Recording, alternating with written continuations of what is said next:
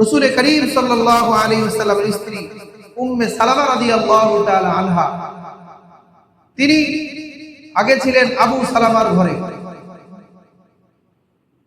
আবু সালামা ইন্তেকাল করলেন, এরপরে রাসূলুল্লাহ সাল্লাল্লাহু আলাইহি সাল্লামের সঙ্গে তার বিবাহ হয়েছে। তো ওই সময় তার কোলের বাচ্চা ছিল আমর ইবনে সালামা।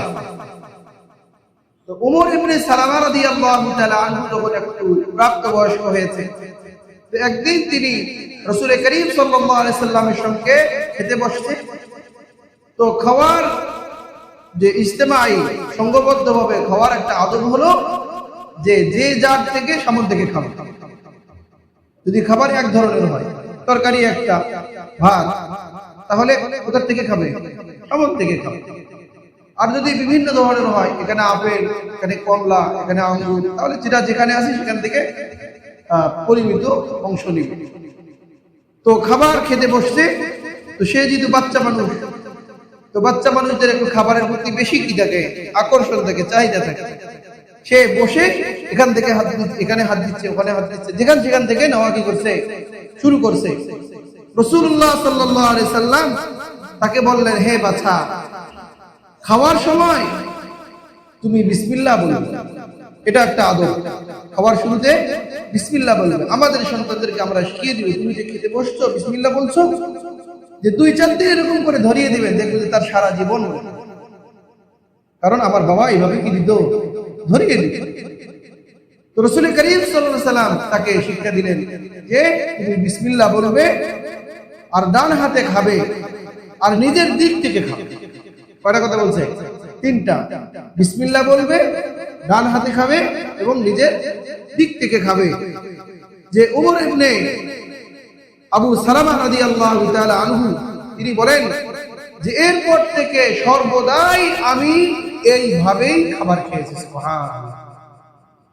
তো তিনি এই কথাটা শুনছে শৈশবকালে, বর্ণনা করছে কি শৈশবকালে নাকি বড় হয়ে?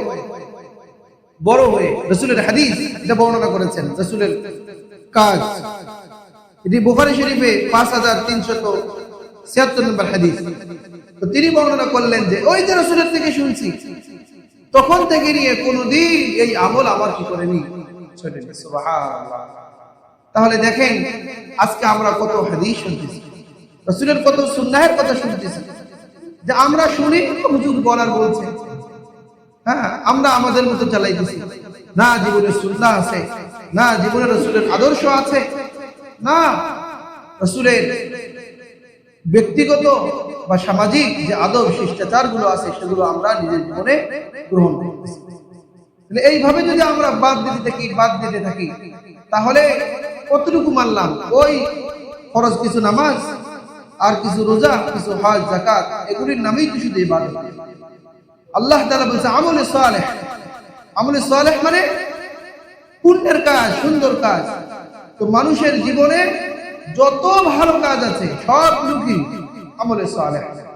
আর আল্লাহ তাআলা যে বললেন মা আতাকুমুর রাসূল ফাখুযু, নবীজি তোমাদের জন্য যা নিয়ে এসেছেন, অর্থাৎ তোমাদেরকে যা নির্দেশ দেন, তোমরা সেটা কি করো, গ্রহণ করো।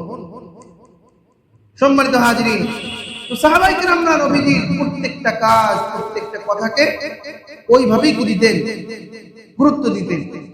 নবীজির মানসা কি, তিনি কোনটা পছন্দ করেন সেগুলো তারা ফলো করতেন।